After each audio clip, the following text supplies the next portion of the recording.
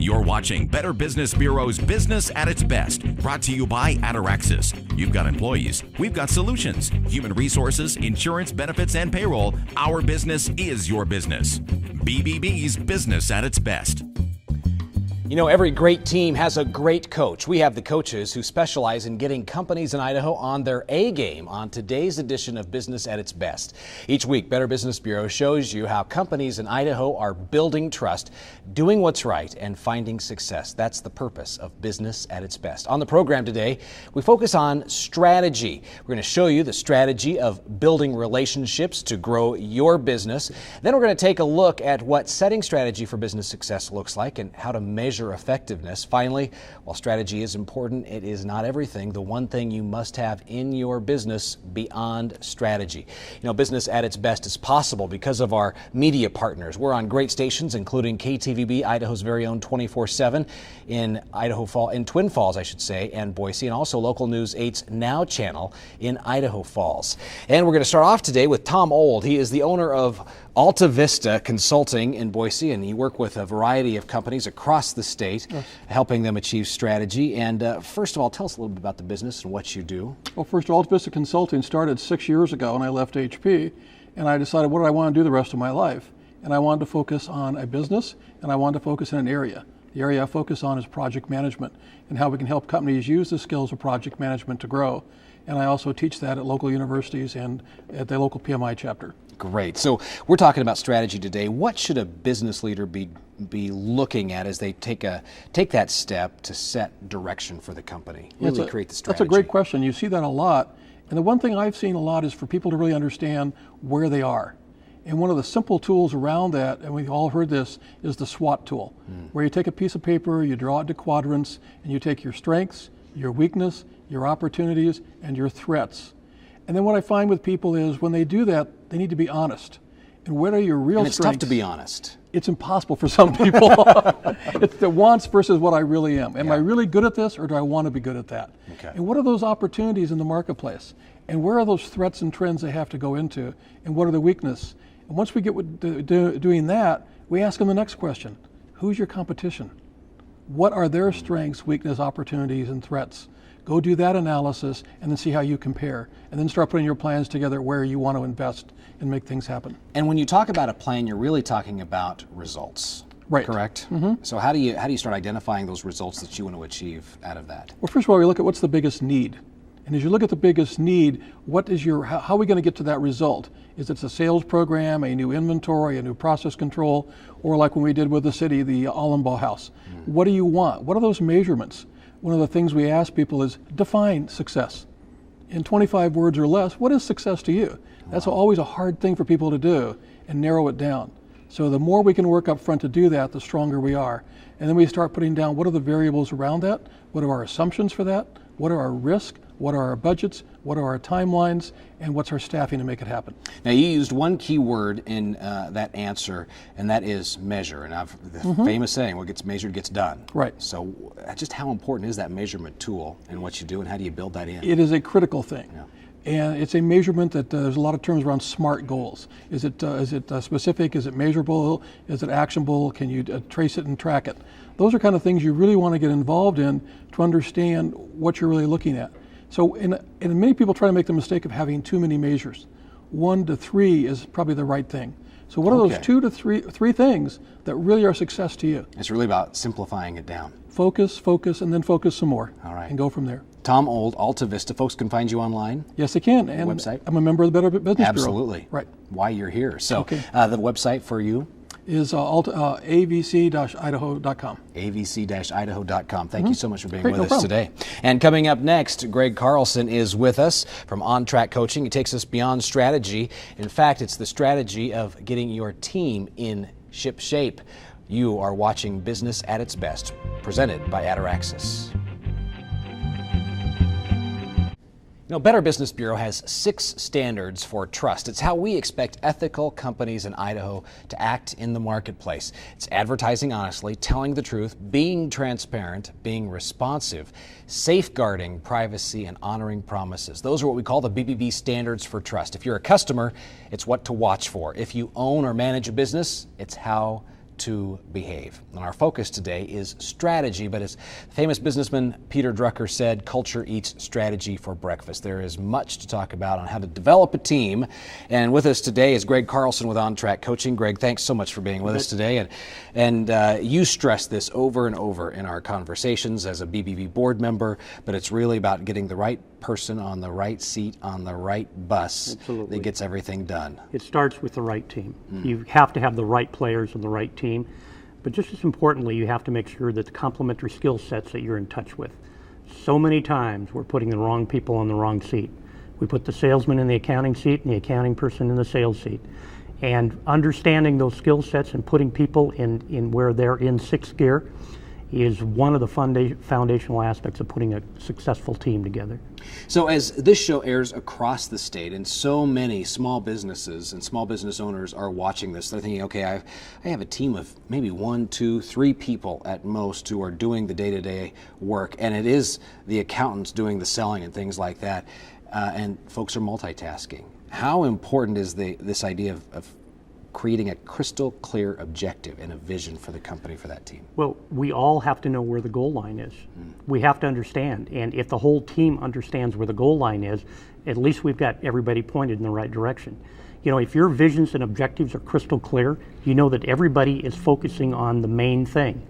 And the main thing is whatever you identify in your business that's got to get done. So many times we get distracted with ideas that don't implement well, that we lose focus of the main thing. So the words are up on the screen for folks at home. We have the right players, then it comes the vision, and then you say we need to have the right systems in place. Systems and processes. Rarely do we have a group of bad people. We generally will have a bunch of bad systems. Okay. When our systems and processes are in place, and they're good systems and processes, you can plug people in and things work. It's like running a good play. If the play is right, you can plug the players in. And then we've got to be able to measure it, so the metrics have to be in place. Metrics. And, I always compare key performance indicators like the dials on an airplane. Okay. There are 4 or 5 gauges on an airplane, whether that be a single-seater or a Boeing 747, that you can fly that jet by.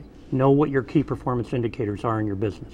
And when you say a plan for action, what are you talking about there? Have an implementable plan that everybody understands what that plan is and what their part in it is, what they have to play, and why what they are doing supports that plan. But have that clear plan of action in place. I'm going back to the play again. Understand that you have to go 3 steps and turn left, and the reason why. And ultimately, this really requires folks to be highly disciplined in order to accomplish these things. Develop a culture of discipline. Successful teams flourish in discipline.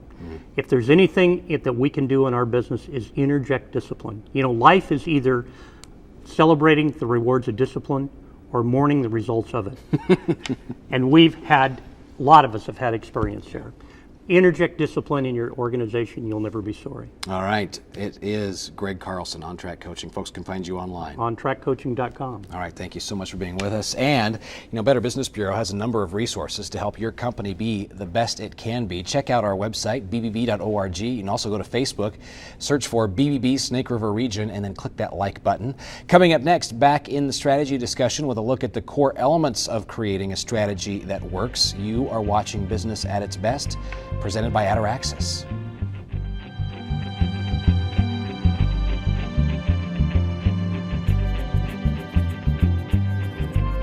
Welcome back to Business at its Best. We're focused on this show talking about strategy. And defining a business strategy could feel a lot like shooting at a moving target. There are a lot of unpredictable factors. Becky McKinstry of Open Lines Training says start by creating a solid plan. Becky, thank you so much for being with us today. What are some of those elements that you see absolutely necessary when you talk about creating a business strategy? Well, sometimes we think we can create a business strategy by ourselves, but generally we're not the only ones that is working in that business. I'm the entrepreneur. I'm going to sit down at midnight and I'm going to figure this thing out. And midnight's a good time because that's when we usually get great ideas. So, yes. But a lot of the businesses that we work with, we notice that they leave their people out of their business strategy. And so one of the core things for a business strategy really is to include your people. They're full of great ideas. They can really help you get your business off the ground or create another level to your business. And they see a lot of things that a business owner might not see because of their interaction with the client, and potential clients. Exactly. So what are some of the ways to implement the steps of the business plan once you get to that point? Yeah, communication is huge. And so once you at least have an idea of what your strategy is, know it's going to change, because it is going to change. And so as you work with people on your staff, you're going to delegate some responsibilities, you'll put timelines to it. You want to make sure that it's clearly defined, and then meet and talk about it.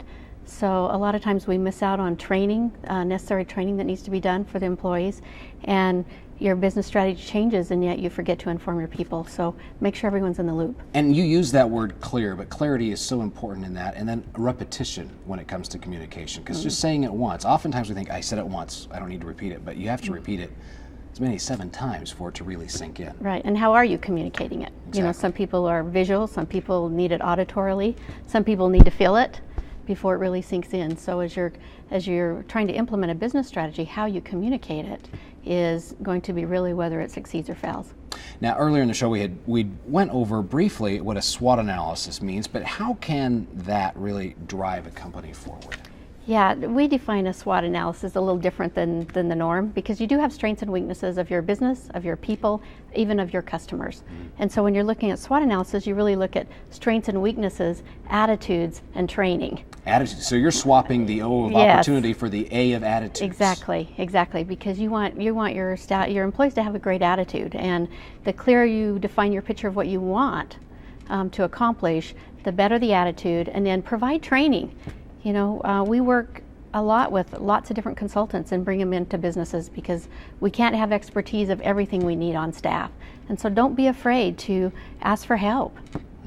Excellent point. Becky McKinstry, Open Lines Training, thank you so much for being with us. Folks can find you online. Yes, at openlinestraining.com. All right.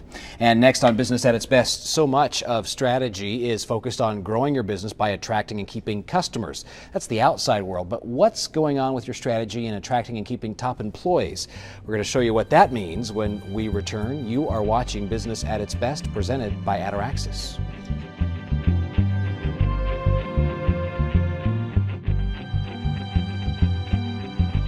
Welcome back to Business at its Best. We're spending this time showing you the importance of strategy for business success. The reason for strategy is to create growth, obviously attract customers. Implementing a strategy for internal operations, that includes human resources, has a lot of benefits for your organization as well. Human resource management is a vital element for the financial health and productivity of any organization. Dr. Marilyn Melchoirre of College of Idaho joins us. Thanks so much for being with us today. Dale.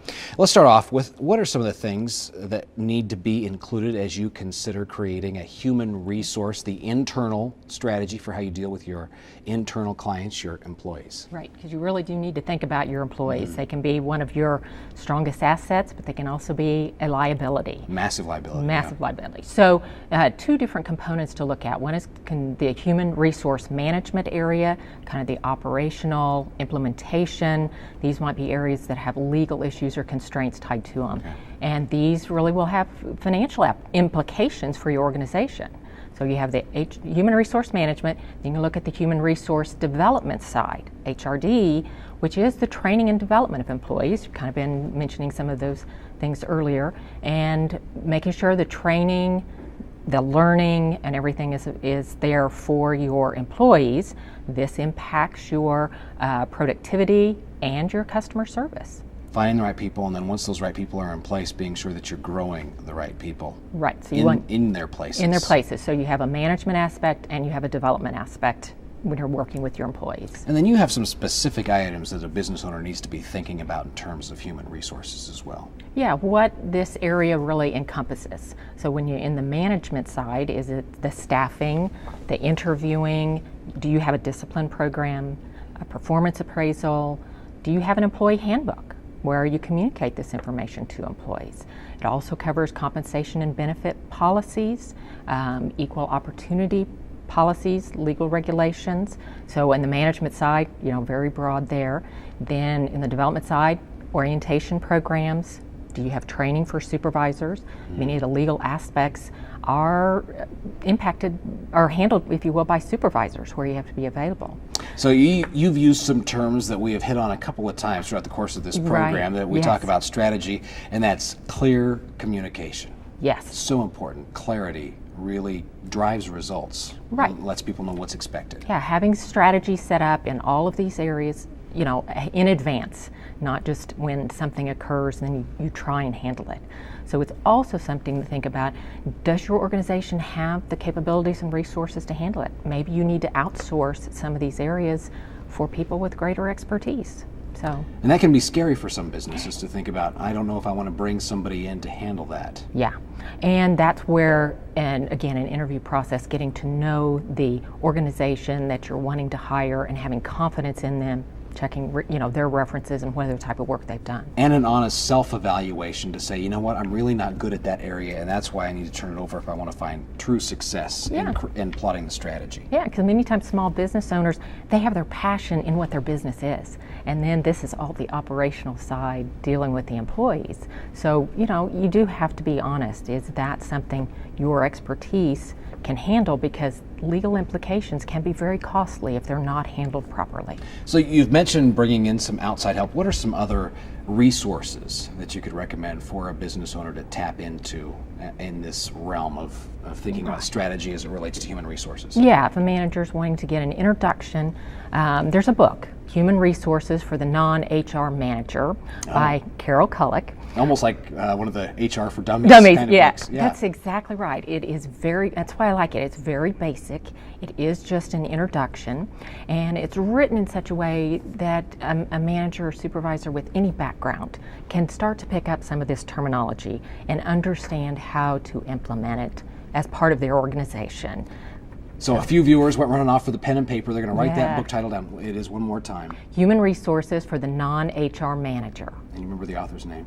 Carol Cullick with a K, K-U-L. Mm-hmm. Dr. Marilyn Melchoirre, thank you so much from College of Idaho for being with us today. And when we come back, the strategy of creating great human interaction and relationships to grow your business. That, when we return, you are watching Business at its Best, presented by Ataraxis.